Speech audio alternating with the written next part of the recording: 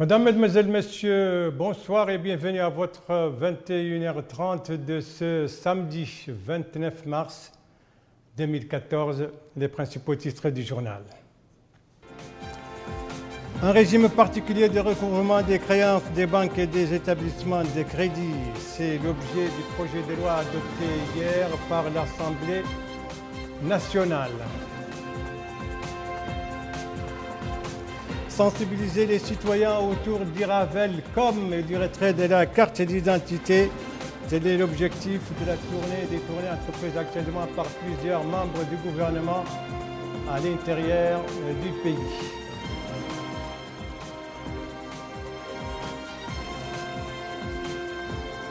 Améliorer les connaissances, améliorer et renforcer les connaissances des participants, tel était l'objectif de la série de formations organisée par l'autorité de passation des marchés publics. Du nouveau donc dans le recouvrement des créances pour les banques et les établissements de crédit, c'est l'objectif justement du projet de loi adopté hier par l'Assemblée nationale. C'était au cours d'une séance plénière. Des précisions sur tout cela avec Rabia Dida. Au cours de cette séance plénière, l'Assemblée nationale a adopté un projet de loi instituant un régime particulier de recouvrement des créances des banques et des établissements de crédit, après l'introduction d'un ensemble d'amendements. Ces nouveaux amendements proposés par la Commission de la Justice, de l'Intérieur et de la Défense ont concerné 14 sur les 25 articles du projet de loi. Ils apportent des précisions sur le montant du crédit et le taux d'intérêt et vont tous dans le sens de garantir le respect des engagements de tous les partis. Les interventions des députés ont été axées sur la nécessité de préserver les intérêts de toutes les parties prenantes, d'œuvrer à la transformation des banques et établissements de crédit en institutions de financement effectifs de l'économie nationale et l'importance que revêt l'adoption du système bancaire islamique qui a montré ses preuves. Le ministre de la Justice, M. Sidi Ould Zeine, a indiqué que ce projet de loi vise à combler certaines lacunes constatées dans le dispositif réglementant le recouvrement des créances des banques et des établissements de crédit, tout en évitant les insuffisances qui ont caractérisé les mécanismes de recouvrement des dettes bancaires lors de l'application des textes en vigueur. Il a souligné que notre expérience en matière de crédit bancaire a été entachée par de nombreux dépassements, entraînant le dépassement du taux de 30% au niveau des crédits impayés et a entraîné la faillite et la disparition de certains établissements.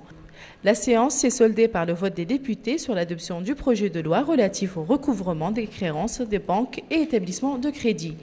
D'autre part, la Commission des affaires économiques, sous la présidence de son président, le député Dan Ould-Adman, a examiné un projet de loi autorisant la signature de la convention de crédit signée entre notre pays et la banque chinoise Exim Bank, destinée au financement de la station hydroélectrique de Gouina au Mali.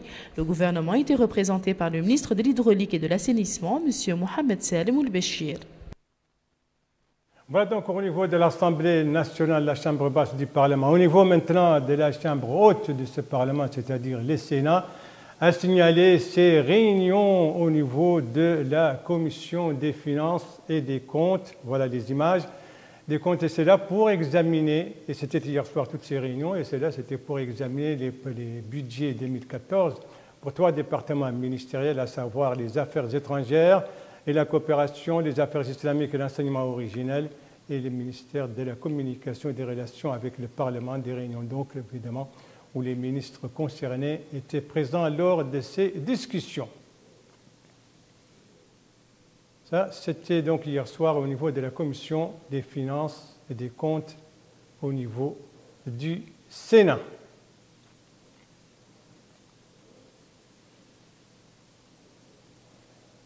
Réunion pour examiner donc des projets, des budgets des différents ministères, 3 en tout, que je viens de citer tout à l'heure.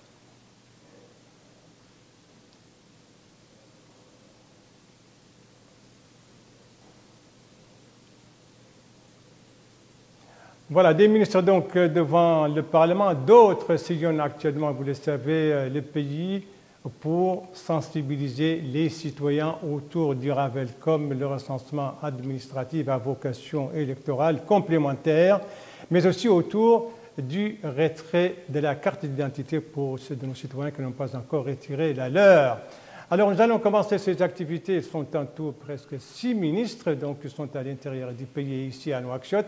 On va commencer par les ministres de l'Intérieur et ses activités dans la wilaya d'Ibrakna, précisément dans la capitale de cette wilaya, Alleg. Des précisions sur ces activités avec Mohamed Lemine Bekkar. Servir les citoyens à travers une administration efficace et accessible, c'est la quintessence des orientations du ministre de l'Intérieur et de la décentralisation aux responsables régionaux de l'administration basée à Alleg, Mohamed ou Ahmed Salem ou Mohamed Rare, leur a aussi au passage rappelé l'énorme responsabilité dont ils sont investis en tant qu'intermédiaires entre le pouvoir et les citoyens, ce qui fait de vous, leur a-t-il dit en substance, des fonctionnaires peu ordinaires, appelés à faire preuve de grands sacrifices et de patriotisme pour servir les citoyens en rapprochant de lui les services administratifs qui les servent. Le ministre a fait savoir que l'administration aujourd'hui, contrairement au passé, a un rôle sécuritaire mais aussi de développement, précisant que cela exige un changement dans les comportements et dans les mentalités. Il a en définitive invité ses collaborateurs à redoubler d'efforts pour réaliser cet objectif, pour mériter la confiance placée en eux. Le ministre de l'Intérieur et de la décentralisation s'est aussi réuni avec les maires de la wilaya du Brakna, auxquels il a demandé de veiller aux intérêts de leurs électeurs en œuvrant pour leur bien-être. Il les a assurés que rien ne sera ménagé pour leur apporter l'appui nécessaire à l'accomplissement convenable de leur mission de maire. Enfin, le ministre de l'Intérieur et de la décentralisation a tenu une réunion à huis clos avec les autorités militaires et sécuritaires de la wilaya du Brakna. Il a aussi mis à profit son passage à Alleg pour visiter l'unité de la protection civile en vue de prendre connaissance des équipements à sa disposition ainsi que de ses possibilités à intervenir à tout moment. Alors, Mohamed Lemine Bekkar, vous restez avec nous pour nous parler cette fois des activités d'un autre ministre, mais cette fois à Ouadhibou, notre capitale économique. Il s'agit du ministre des pétroles, de l'énergie et des mines, lui aussi qui a présidé une réunion autour de la sensibilisation sur le Ravel comme. La rencontre du ministre du Pétrole, de l'Énergie et des Mines, Mohamed Khouna, avec les autorités régionales, les élus et les représentants de la société civile à Nouadhibou entre dans le cadre de la sensibilisation sur le recensement à vocation électorale complémentaire qui débutera la semaine prochaine. L'occasion pour le ministre de souligner l'importance de cette opération qui offre l'opportunité aux citoyens de participer aux prochaines élections présidentielles en portant leur voix sur le candidat de leur choix.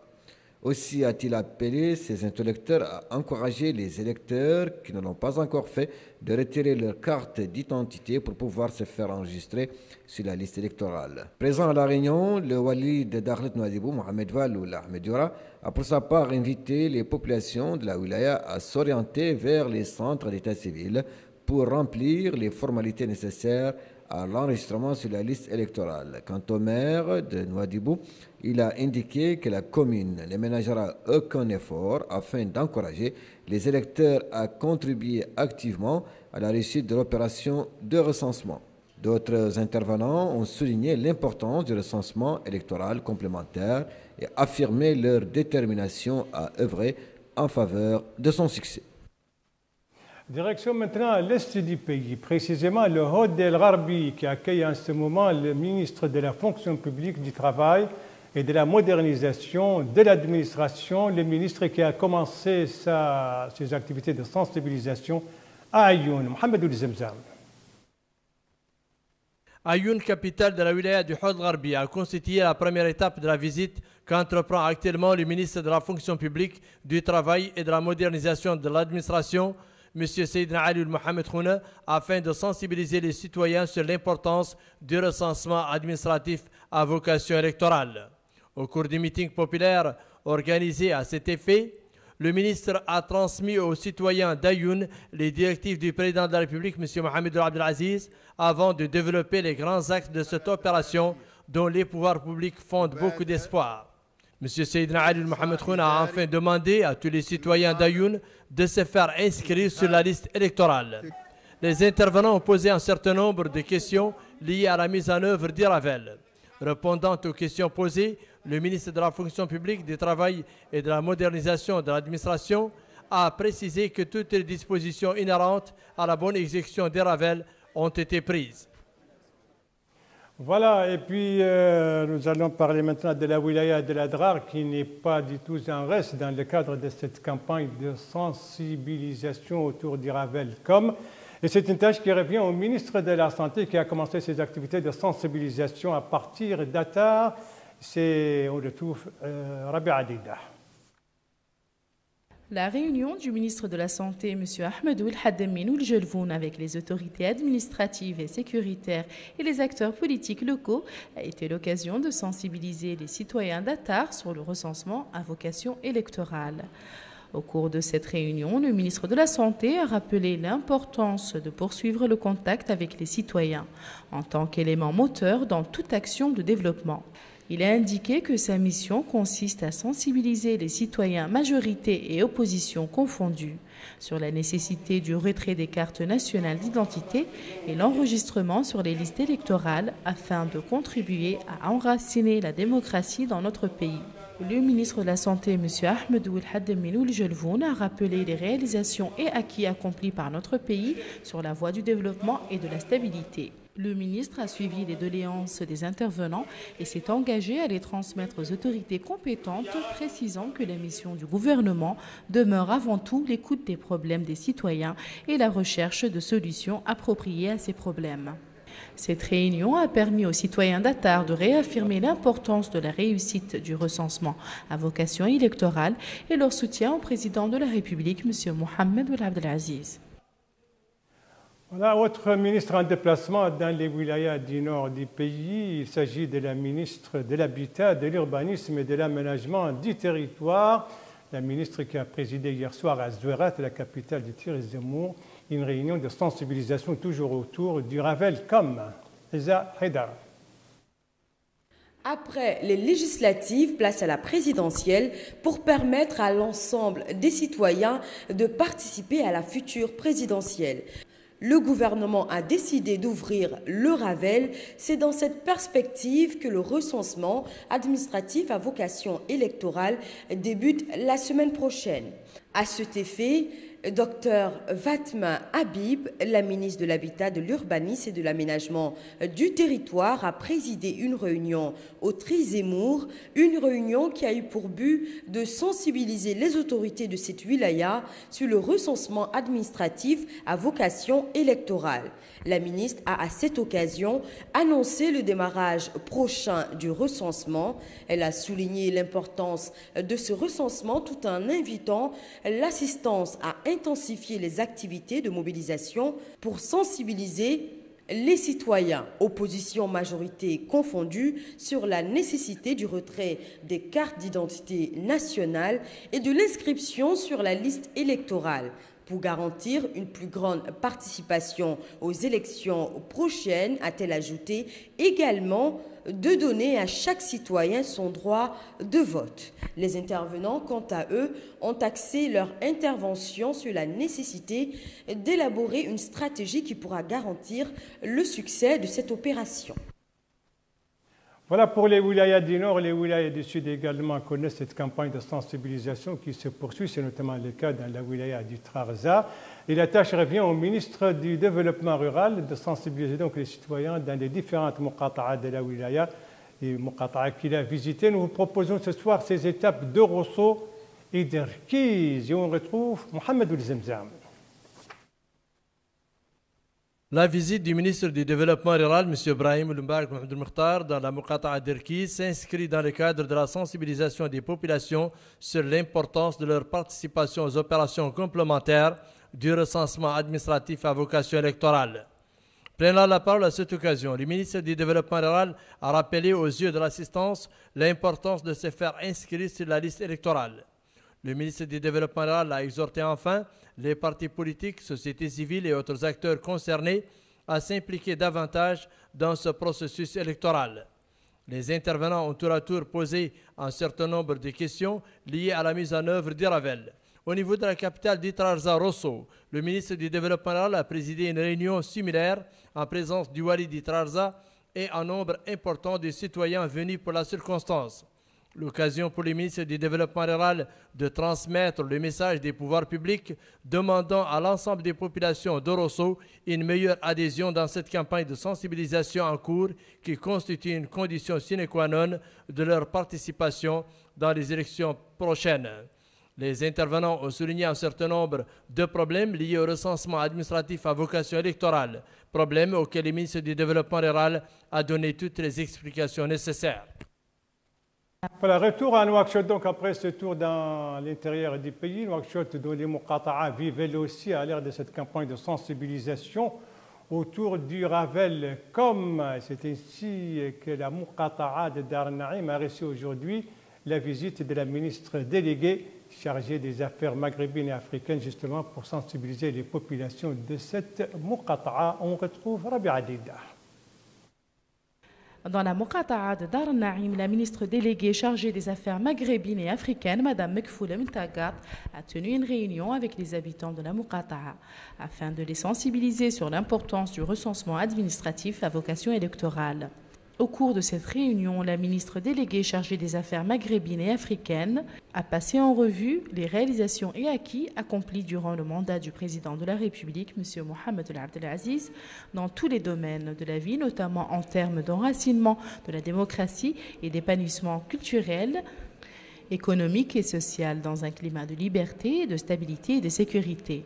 Elle a invité à cette occasion les habitants de la Muqata'a de Dar Naïm à s'orienter vers les centres d'état civil pour s'inscrire sur la liste électorale et de retirer leur carte d'identité nationale afin de pouvoir participer activement aux prochaines élections présidentielles. La ministre s'est félicitée de l'attitude des responsables administratifs, des élus locaux, des notables et de tous les acteurs politiques de la Muqata'a et leur disponibilité à œuvrer ensemble pour le succès de cette opération. Quant aux intervenants au cours de cette réunion, ils ont exprimé leur détermination à participer activement au succès de cette opération. Voilà donc pour cette campagne de sensibilisation autour du Ravel comme et autour de la nécessité de se faire inscrire sur les listes électorales et de retirer la carte d'identité pour ceux des citoyens qui n'ont pas encore retiré. C'est en prévision donc de la présidentielle donc, qui est prévue prochainement. Tout à fait autre chose dans ce journal, les marchés publics, un thème dont on a beaucoup parlé ces dernières semaines. C'était à l'occasion de toute une série de formations organisées par l'autorité de passation de ces marchés. Une formation qui a duré 3 mois et qui a vu la participation de plusieurs dizaines de participants. L'objectif, c'était d'améliorer et de développer leurs connaissances dans ce domaine. Des précisions avec Mohamed Abdallah Yab. 218 participants et 13 ateliers de formation. C'est le bilan de 3 mois de travail incessant. Objectif, doter les intervenants dans la commande publique des connaissances et des savoir-faire nécessaires à l'exécution de leurs missions, selon les normes internationales. Le programme est organisé par l'Autorité de régulation des marchés publics en collaboration avec la Commission nationale de contrôle des marchés publics, avec l'appui du programme de renforcement des capacités du secteur public, financé par la Banque mondiale. J'espère que les sessions de formation organisées grâce à ce programme ont amélioré vos aptitudes en matière de contrôle des techniques les plus adéquates au contexte du travail et conformément au Code des marchés publics. Je dois vous rassurer qu'au niveau de l'autorité de régulation des marchés publics, nous avons pris en compte l'ensemble de vos avis et propositions constructives concernant les projets de documents type. Nous nous engageons à les rendre plus conformes aux standards internationaux en facilitant leur application, une chose qui améliorera les futurs programmes de formation. De leur côté, les participants n'ont pas caché leur satisfaction à propos de ce genre d'initiative.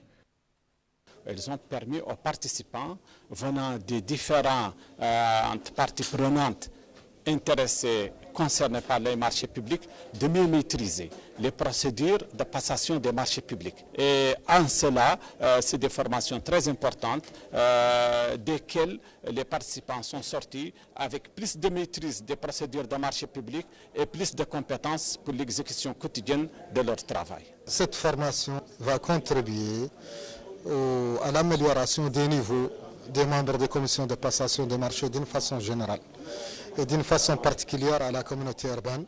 Nos connaissances dans le domaine se sont améliorées et ça va se répercuter sur l'exécution des passations de marchés publics dans l'avenir.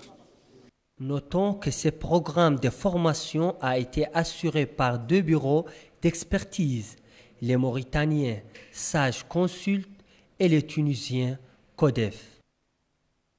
Autre chose dans cette actualité, ce soir, les journées portes ouvertes organisées par Radio Mauritanie, service public, Radio Mauritanie SA.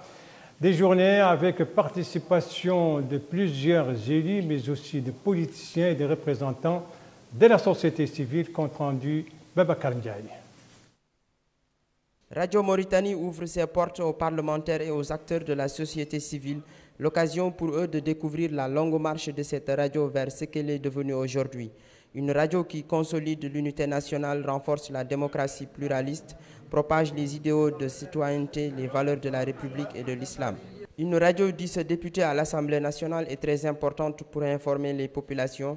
Elle permet aux citoyens de connaître leurs droits, mais aussi leurs responsabilités et leurs devoirs. Une radio joue un rôle très influent dans la bonne marche d'un pays. J'ai été très fier de visiter Radio Mauritanie, notamment les locaux de la chaîne Mahadra, ajoute cette femme. Cette chaîne est le reflet de notre attachement à la religion. Ces journées portes ouvertes ont servi d'écho aux efforts entrepris par Radio Mauritanie dans la préservation de la mémoire du pays. Les archives de Radio Mauritanie aujourd'hui, c'est la mémoire de toute une nation.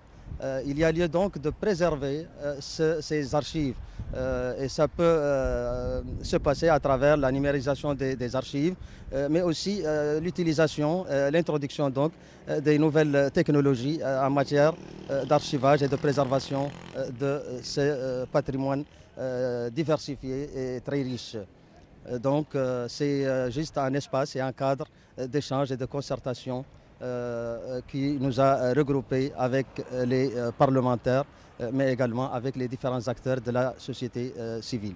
Pour mémoire, Radio Mauritanie a été lancée le 27 juin 1959. Le 27 juin prochain, elle fêtera ses 55 ans. Activité des initiatives à présent avec ce soir cette cérémonie organisée par un groupement d'initiatives dirigé par El Mimoun. C'était une cérémonie organisée hier soir à l'ancienne Maison des Jeunes. Et son thème, c'était oui au président de la République, M. Mohamed Ould Abdelaziz, gardien de Mashaf, de Mahadra et du peuple. Et un communiqué a été publié à cette occasion, communiqué qui salue les acquis réalisés dans les pays et l'intérêt porté aux couches les plus pauvres de la société. Et cela à travers de nombreuses réalisations, de nombreux projets et de programmes, et des programmes donc générateurs de revenus. Et c'était l'occasion pour le secrétaire général adjoint de l'IPR, M. Mohamed Ould Hannin, de remercier ces initiatives avant de parler lui aussi des réalisations donc faites dans différents domaines de la vie publique du pays. Voilà cette réunion, cette cérémonie organisée donc par un groupement d'initiatives. C'était hier soir à l'ancienne Maison des Jeunes ici à Nouakchott. Voilà, ce journal est à présent terminé. Merci à vous, madame, mademoiselle, monsieur, de l'avoir suivi. Merci bien entendu aux équipes rédactionnelles et techniques qui ont participé à sa conception. Je vous en rappelle les principales informations. Ici, c'est une séance plénière tenue par l'Assemblée nationale. C'était hier soir, séance qui a permis aux députés d'adopter un projet de loi relatif à un régime particulier de recouvrement des créances des banques et des établissements de crédit. Ici, c'est les différents ministres qui sillonnent le pays et même le pays pour sensibiliser les citoyens autour du Ravelcom et de l'intérêt et de l'importance de retirer sa carte d'identité pour pouvoir voter. Ici, ce sont cette série de formations organisées par l'autorité de passation des marchés publics, série de 3 mois, et qui a vu la participation de plusieurs dizaines de participants. L'objectif, c'est d'améliorer justement les connaissances de ces participants dans ce domaine qui est le marché public. Voilà, le JTF reviendra demain à 19h et à 21h30. Vous serez en compagnie, suivant le planning de service, vous serez en compagnie de Moussa Ndiaye et de Cheikh Saadibou. Quant à moi, il ne me reste plus qu'à vous souhaiter une très très bonne fin de soirée, une très très bonne semaine et à vous donner rendez-vous, Inch'Allah, vendredi prochain aux mêmes heures, 19h, 21h30. Bonsoir.